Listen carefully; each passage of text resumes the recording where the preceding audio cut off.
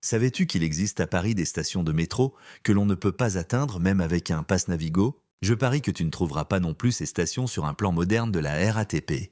Ce sont des stations fantômes, abandonnées depuis de nombreuses années. Hello, tu regardes le dernier épisode de notre mini-série sur le Paris qui n'existe plus. Merci d'avoir suivi cette aventure avec nous. À Paris, il y a une dizaine des stations fantômes. La plupart d'entre elles ont été fermées en 1939, au début de la Seconde Guerre mondiale.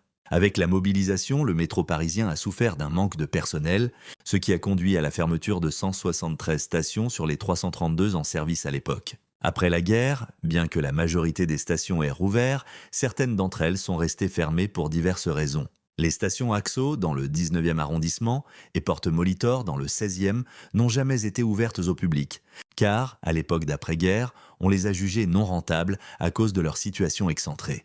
Les stations Champ de Mars, sur la ligne 8, et Croix-Rouge, sur la ligne 10, ont elles aussi été abandonnées après la guerre, car elles se trouvaient trop près de stations à forte affluence, comme la Motte-Piquet-Grenelle ou Sèvres-Babylone.